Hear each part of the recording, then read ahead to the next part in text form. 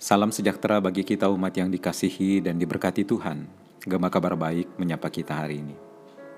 Saudara, firman Tuhan dalam Ibrani pasal yang ke-7 ayat 1-10 menjadi bahan renungan bagi kita.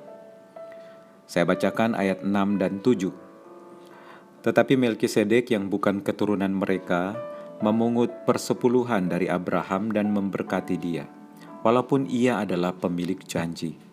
Memang tidak dapat disangkal bahwa yang lebih rendah diberkati oleh yang lebih tinggi. Demikianlah firman Tuhan. Tema renungan kita berdasarkan renungan santapan harian adalah lebih besar daripada imam besar. Saudara, sejak pasal 5 kitab Ibrani, penulis surat Ibrani telah berusaha menjelaskan Kristus sebagai imam besar menurut aturan Melkisedek. Ibrani pasal 5 ayat 6 dan 10. Tujuannya adalah untuk membuktikan bahwa kedudukan Kristus jauh lebih tinggi daripada semua imam besar Yahudi.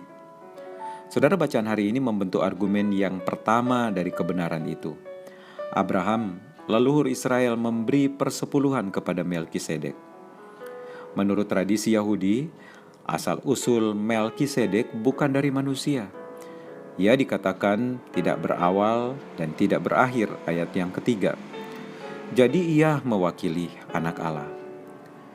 Saudara, ketika Abraham memberikan persepuluhan kepada Melkisedek, seluruh keturunan suku Lewi, termasuk para imam besar, terkandung di dalamnya Abraham, dan mereka secara simbolis turut memberikan persepuluhan kepada dia, ayat 9 dan 10. Jadi Kristus yang adalah imam besar menurut aturan Melkisedek jauh lebih tinggi daripada semua pemimpin Yahudi.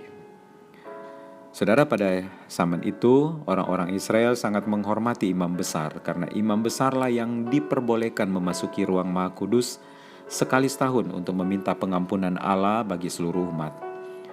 Maka terlebih lagi kita harus menghormati Yesus Kristus, imam besar kita.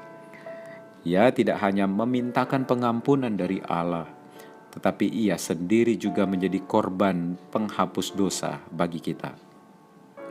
Saudara, persepuluhan menjadi salah satu bentuk penghormatan kita. Abraham memberikan persepuluhan sebagai ungkapan rasa hormat kepada Melkisedek. Ekspresi itu tidak berhenti pada zaman Perjanjian Baru. Karena Kristus adalah imam besar menurut aturan Melkisedek, maka sudah sepatutnya kita menunjukkan hormat dan syukur kita kepadanya melalui persembahan persepuluhan kita. Saudara, tiada terhingga syukur yang tentu kita naikkan kepada Tuhan Yesus. Berkat pelayanannya sebagai imam besar, dosa-dosa kita diampuni Allah dan kita diangkat menjadi anak-anak Allah. Tuhan melakukan semua itu bahkan sebelum kita mengenalnya. Makanya berterima kasihlah kepadanya. Dialah imam besar kita, Yesus Kristus, dan dia jauh lebih besar daripada siapapun juga. Mari kita berdoa.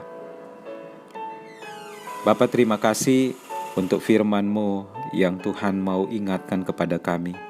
Dan biarlah Engkau juga yang akan terus menolong kami, memimpin kami, sehingga kami boleh mengaplikasikan firman dalam kehidupan kami.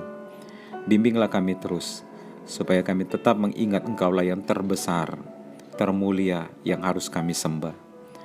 Terima kasih Tuhan, kami sekali lagi mau berserah kepadamu. Demikian juga dalam segala aktivitas kami di sepanjang hari ini. Biarlah Engkau yang memampukan kami untuk jalaninya dengan baik. Terima kasih Tuhan. Dalam nama Tuhan Yesus kami berdoa. Amin. Selamat beraktivitas, Tuhan Yesus memberkati kita.